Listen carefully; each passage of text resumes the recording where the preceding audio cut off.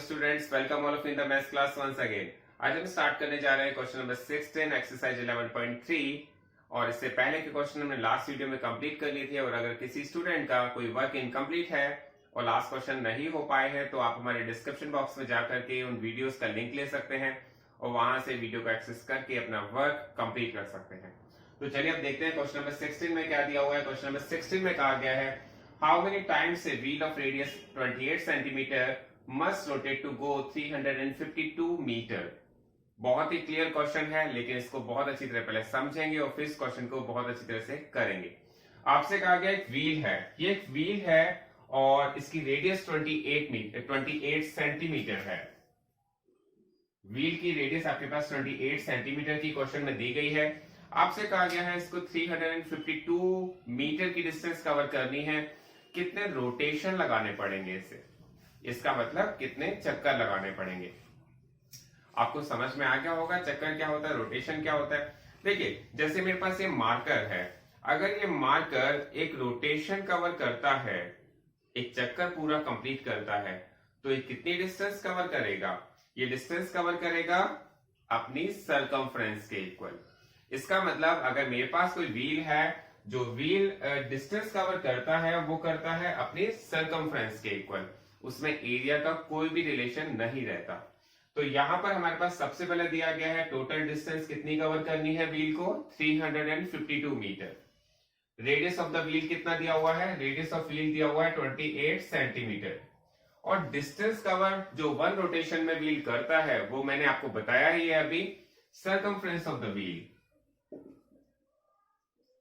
Circumference of wheel का जो formula है वो आप सबको पता ही है, वो होता है 2 पाई आर। तो सबसे पहले हम यहां पर 2 पाई आर का फॉर्मूला यूज करेंगे और 2 के प्लेस पे 2 रखेंगे, पाई के प्लेस पे 22.7 और इसकी रेडियस के प्लेस पर 28 रखेंगे। तो इसको हमने कट किया, 7 में 7, 7 4 28। हम देखेंगे 22 2 44, 44 इंटू 4 ये आ जाएगा 176 सेंटीमीटर। इसका मतलब ये हुआ अगर हमारे पास जो व्हील गिवन है वो एक रोटेशन जो कवर करता है तो वो कितनी डिस्टेंस कवर करता है, 176 सेंटीमीटर की। तो यहां पे हम लिखेंगे नंबर ऑफ रोटेशन। अब आपको एक फॉर्मूला रखना है यार, बहुत ही इजी फॉर्मूला है, नंबर ऑफ रोटेशन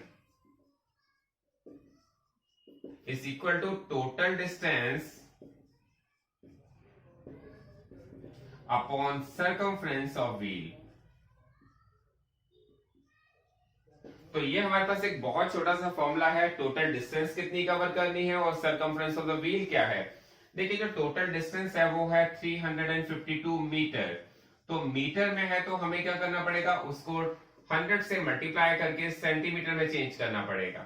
क्यों करना पड़ेगा, वो इसलिए करना पड़ेगा क्योंकि हमारे पास जो व्हील ने डिस्टेंस कवर की है वो सेंटीमीटर में है, यहाँ पर जो डिस्टेंस है वो मीटर में है। तो मीटर को सेंटीमीटर में चेंज करने के लिए हमें 100 का मल्टीप्लाई करना होता है। इस सबको क्लियर होना चाहिए यहाँ पर 100 का मल्टीप्लाई हमें क्यों करना पड़ा है।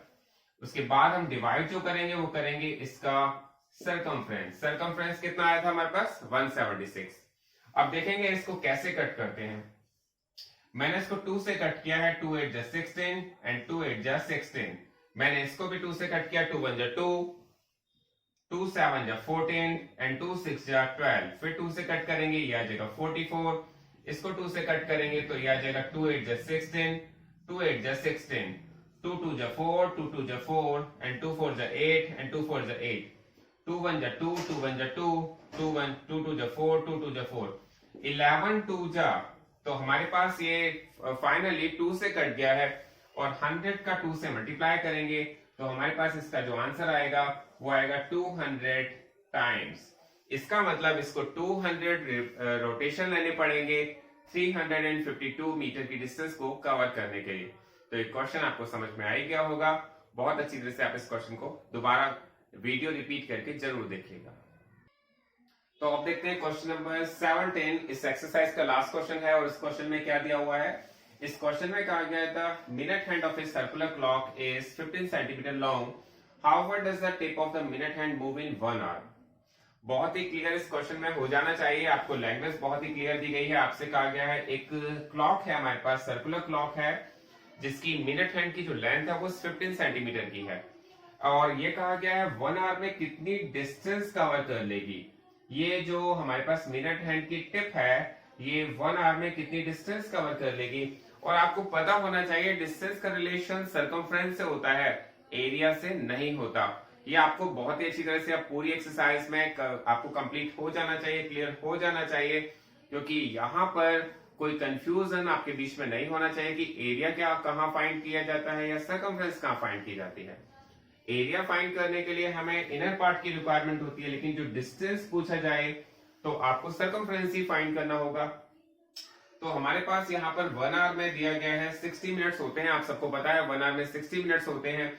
आपसे कहा गया है 1 मिनट में जो 60 मिनट्स में ये कितना डिस्टेंस कवर कर लेगी। तो यहाँ पर हमने देखा हमारे पास रेडियस ऑफ सर्किल या लेंथ